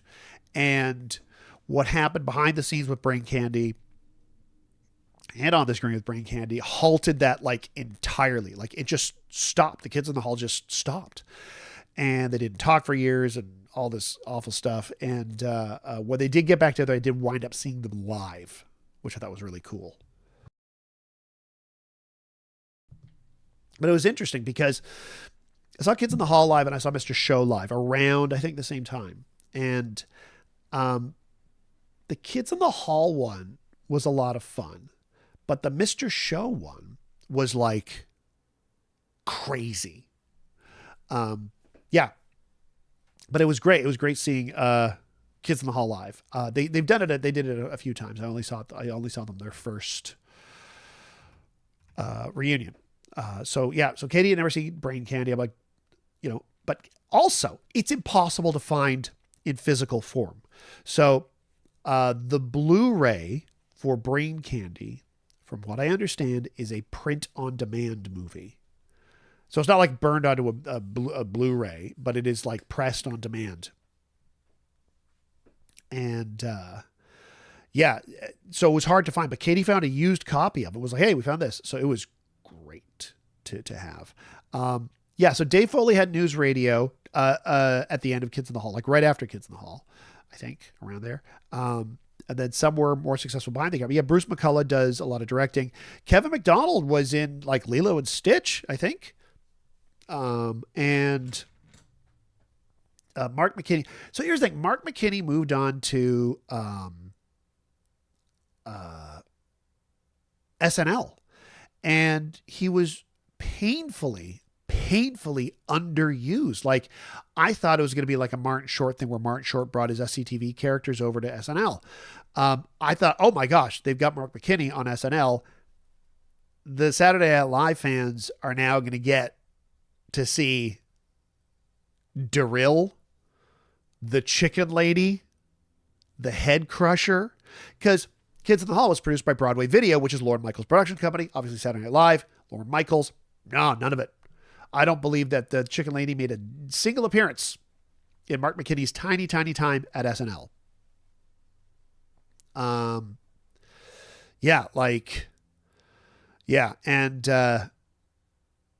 due to just saying the opening sketch for the Amazon season is incredibly funny. It absolutely is. And I showed it to Katie right after we watched Brain Candy. I'm like, watch this. Because Katie had seen it before. I'm like, but watch it now. And having Don Wardor show up and having them dig up the Kids in the Hall, having Paul Bellini show up with the digger. Because the very end of the final episode of Kids in the Hall is they're buried alive. And the opening is they're unburied and they're freaking out about how old they are. But yeah, Squibbles, you wish Foley had gone on to have a successful podcast. Listen, the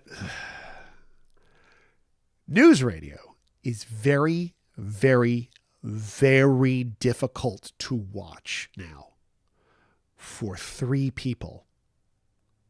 One of whom, I mean, it's Phil Hartman, and he's gold. And nothing has made me laugh quite like the scene. There's an episode where Phil Hartman has a cane. And he's just using a cane as an affectation. And the way that scales and the way that resolves is one of the best damn things I've ever seen in a sitcom. Yeah, there was a couple of people on that show who, let's say, aren't great dudes. And I'll leave it at that. Yeah. Let me switch it up. We saw a movie. We watched a movie. Katie had never seen it. I hadn't seen it since The mid 90s, the late 90s. Akira. We managed to nab a 4K copy of it. And holy cow. So the first time I saw Akira was before I'd even heard the word anime. Back then, the kids were calling it Japanimation. And it had not been released here. And it was on a tape of dubbed anime, like by dubbed I mean like dubbed from tape to tape, not like dub voice dubs. So someone had, I guess, rented or something, gotten a bunch of videos from Japan and put them on like a VHS tape, and I wound up getting my hands on it, and I watched Akira on VHS, a bootleg copy. Didn't know what it was not prepared, didn't know anything about it. And it was in Japanese, and there were no subtitles. That was my first experience with Akira. No subtitles, not in English, just that. And I was blown away. Just absolutely blown away by Akira. And you've seen Akira. And if you haven't, you've seen something that has stolen from or been influenced by Akira. And then later on, there was a theatrical release in Vancouver, and I went and saw it there. It was a dubbed one. And then that was really cool. I kind of understood what was going on. Did not understand what was going on the first time I saw it. Because, like I said, no subtitles. But then we watched it here. Katie was just going wild. Just like, this is the best thing. And it is, yeah, watching it, you're like, oh yes, this is the pinnacle, right? This is one of the pinnacles of the medium of animation. It is absolutely 100% there. There you go. There's a whole YouTube compilation video. Yeah, there's whole YouTube compilation videos of all the uses of the Akira motorcycle slide. Yeah. I remember in the trailer for Tron Ares, that happens, which is funny because I'm pretty sure that Kaneda's bike is inspired by Sid Mead's design for the light bikes in Tron. So it's kind of that. And then I remember I was just like, oh my God. It's like, yeah, man, I'm going to see the movie because they got that cool slide in it. It's like, but you just saw it in the damn trailer. So you're going to pay $20 to sit through Jared Letoing for 2 damn hours just so you can see that thing that you just saw just now? What is wrong with you?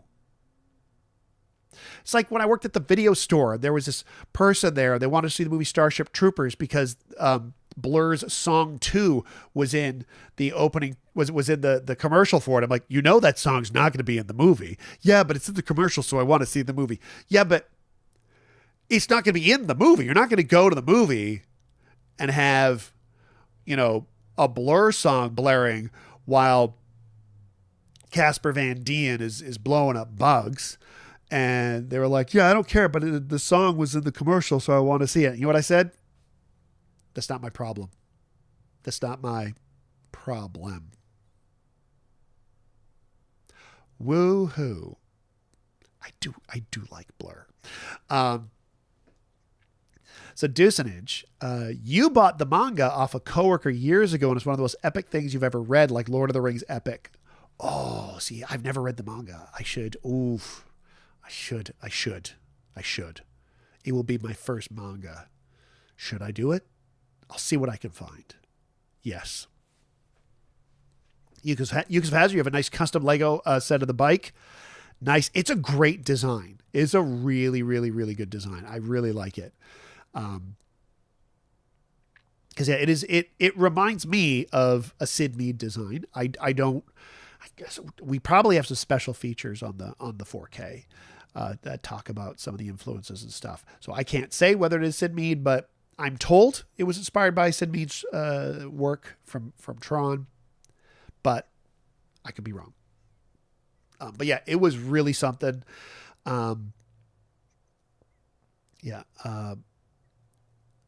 So Squibble says, you thought you heard ages ago that Akira was kind of hard to follow because they were condensing hundreds of issues of the manga down to a movie length. That could be.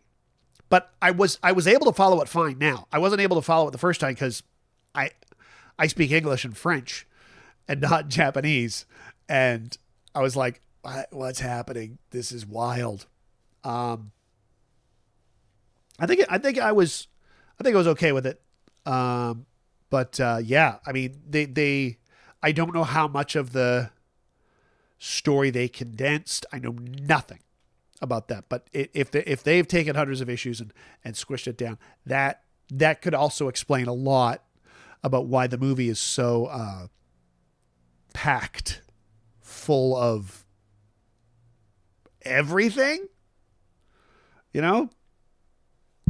Yeah. So highly recommend.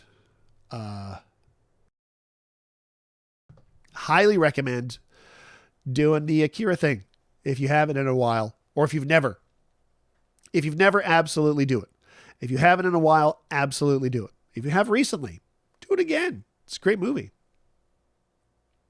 Yusuf has, you kind of remember not liking the story very much, the third act at least, but the animation was groundbreaking. I mean, the animation is absolutely wild. And the third act is like, wait, how did we get here? What's happening? Why is this person inflating? And oh God, there's this one character who just gets screwed over so bad. The girl who's crushing on Tetsuo. Just watching it. Oh, come on. Oh, give her a break. Yeah. That was one thing. But yeah, it's absolutely a I don't want to say a feast for the eyes, because that's not how eyes work. Eyes don't eat, Eric. Eyes don't eat. Yet. Sorry, I'm just feeling weird today.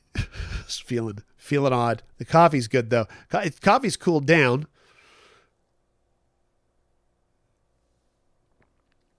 Oh my goodness.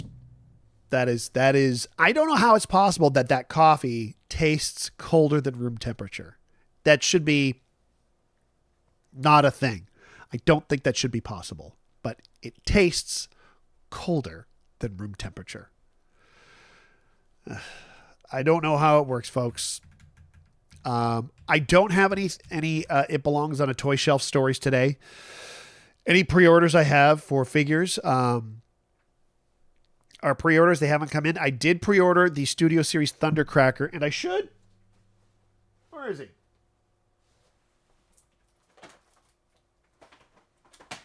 Whoops. Sorry. I pre-ordered the Studio Series Skywarp. I have the Studio Series Thundercracker. I should open this. Maybe, I don't know, maybe do a quick little short video or something.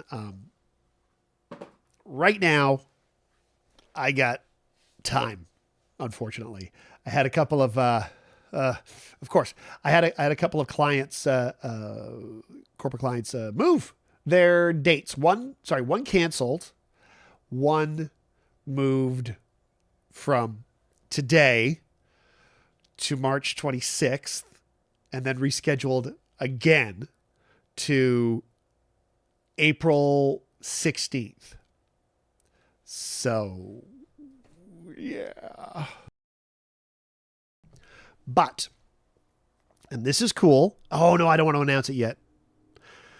Joanna and I are doing a little side project. Also, okay, so Strange Fellows Brewery is a brewery. It's in East Van. They got really nice beer. When I went in there, I was looking at their events. And they said, they do Magic the Gathering nights on Mondays. I'm like, oh, well, that's kind of cool. You wouldn't happen to be interested in like a D&D night, would you? And they're like, actually, we were just thinking about that. Do you have any experience? I'm like, yeah, no, I ran the D&D Stormcrow. I've done TED Talks. I do the Critical Hit, this and this and this. And I pitched me and Joanna as DMs. So maybe if they're down for it, if, first of all, if they contact me, which they probably won't, if they contact me and the money works out, that could work. Who knows? But they haven't contacted me, and it's been almost a week, so I don't think it's going to happen, which is a damn shame. But Animator Valerie, you got a third-party Chibi T-Rex Megatron. That is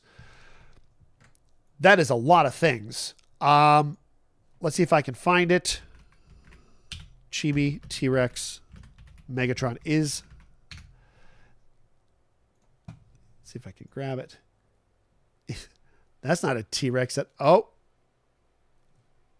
Is. I think I found what's it called? Prototype.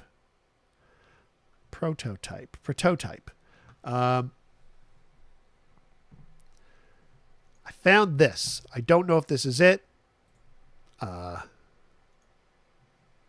Is it from Laser Cat?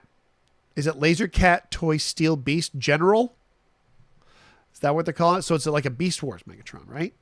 Or Beasties, as they call it here in Canada, because you couldn't put the word wars in a title. Okay, well, it's not letting me do it.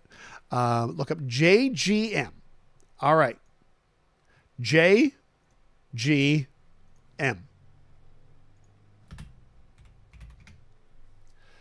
Let's take a look. Okay. This is kind of adorable.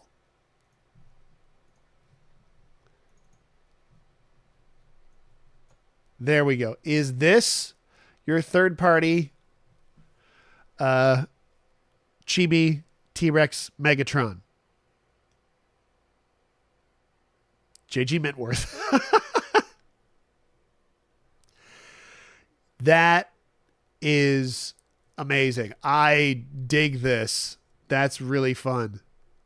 Let me do a little something here. Filters. And you know what I can do? I can do it on a different one. Hang on. We'll take a look at it over here. And we're going to do this. Watch this. I'm going to bring this in here. And I put this right behind the old face cam. Give me a sec here. There's a lot of stuff here. And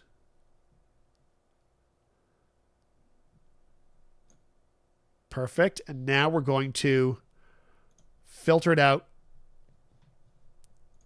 This is going to work. You'll see what I'm doing. There we go. There we go. So this is your Chibi. Oh, wait, hang on. There we go. That's a little better. There we go. That looks great. That is really cool. I like the look of that thing.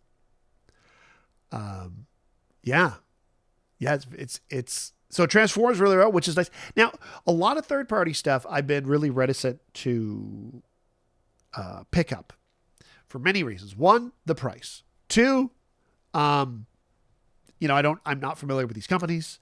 I don't know which ones are the good ones or not. And of course, three, it's just another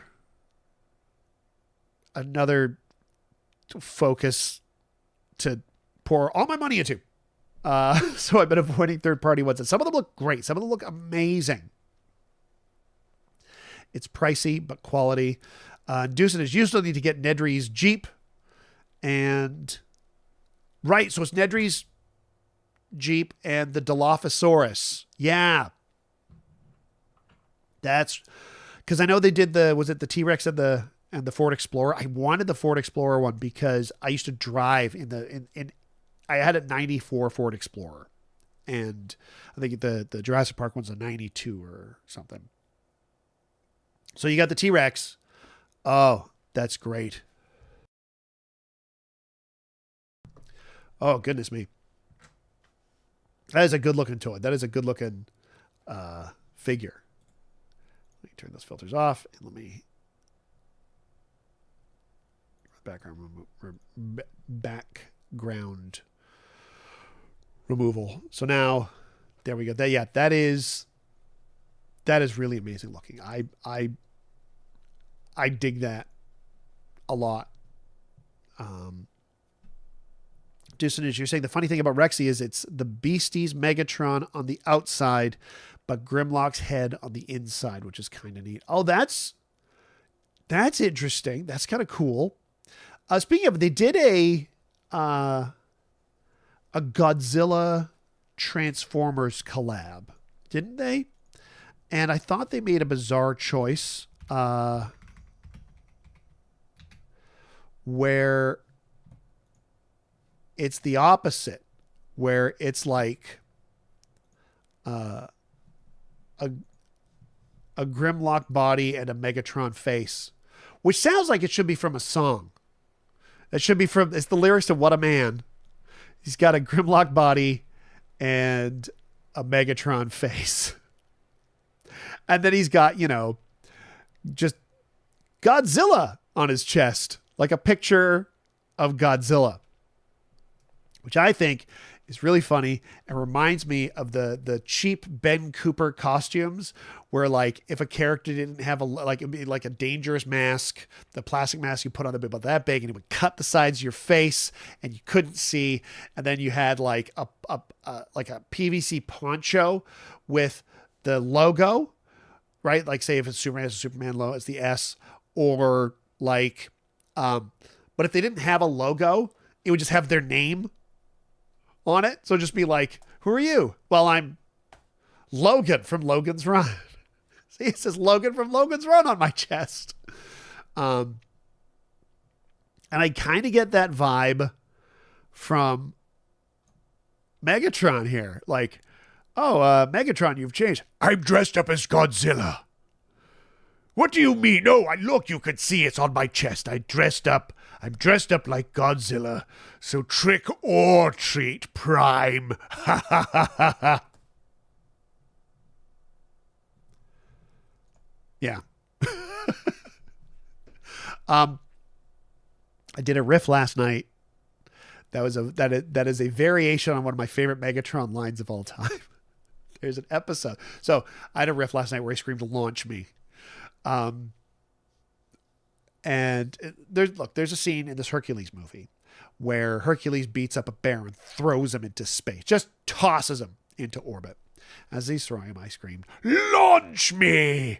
which is a variation on, it's an oblique, it's a reference once removed to an episode of Transformers where Optimus Prime and Megatron team up. And Megatron is like, well, as he's transforming into a gun that Optimus Prime can use, he screams, "Load me!" And that makes me laugh. All right, folks, I'm going to go get some medication.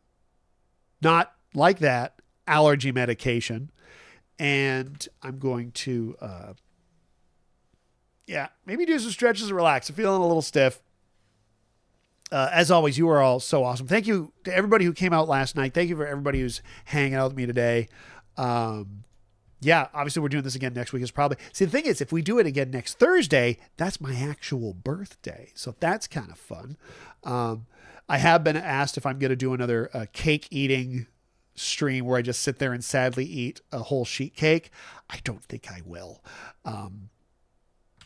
But you are all amazing. And folks, we do have a Discord. So if you're like lurking in the chat, you're like, hey, these are some really cool people.